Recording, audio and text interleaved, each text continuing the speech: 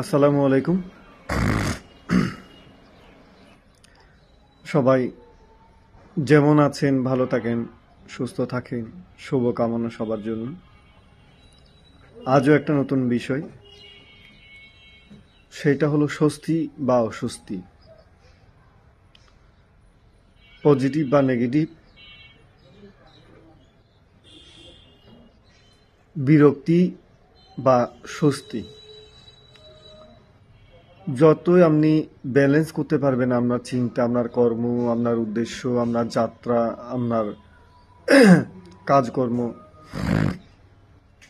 নিজেকে নিজের হিসেব বুঝিয়ে দিতে পারবেন, নিজের যাত্রা সম্পর্কে, আগ্রহ সম্পর্কে, ইচ্ছা সম্পর্কে, কর্ম সম্পর্কে, অর্জন সম্পর্কে আপনি আপনার মধ্যে একটা নথি রাখতে পারবেন যে এই অঙ্ক আপনি মিলাতে যদি পারেন যে আপনার জীবনে আপনি যা করছেন ভালো করছেন, যা হচ্ছে ভালো হচ্ছে, অবশ্যই খারাপ কিছু হবে না।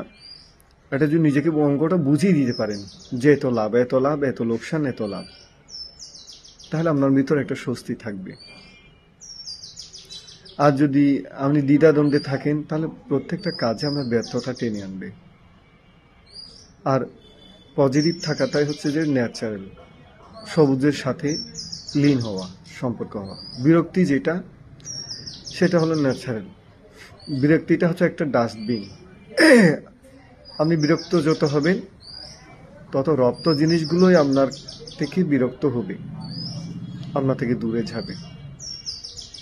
আপনি যদি অঙ্ক কষতে পারেন যে আপনি সত্যিই পজিটিভে আছেন, সত্যি ভালোতে আছেন, সত্যি ইতিবাচক, তাহলে অবশ্যই এখন ব্যর্থ আছেন কিন্তু ভিতরে বোঝাপড়ায় আপনি কিন্তু সফল। বাকিটা হচ্ছে আগামীতে আপনার জন্য আগত সময়, সে আগত সময় বই আনবে আপনার জন্য সফলতা। অন্তরে সুখ শান্তি বইতে থাকবে। অর্থকরী টাকা পয়সা না থাক, মানুষের কাছে সম্মান থাকবে। আর আপনার যেমন কর্ম তেমন ফল। আপনি কর্ম করবেন, ফল আসবে, পরিশ্রম করবেন, ফল আসবে, চেষ্টা করবেন, ফল আসবে, আসবে আসবে। মন ভালো থাকবে, টেনশন দূর হবে, অস্বস্তি দূর হবে, বিরক্তি দূর হবে, শান্তিতে কাজ করতে পারবে। পরিশ্রম সাফল্যের প্রসূতি। পরিশ্রম করলে বিরক্তিতে, সেটা কেমনে প্রসূতি বলবেন?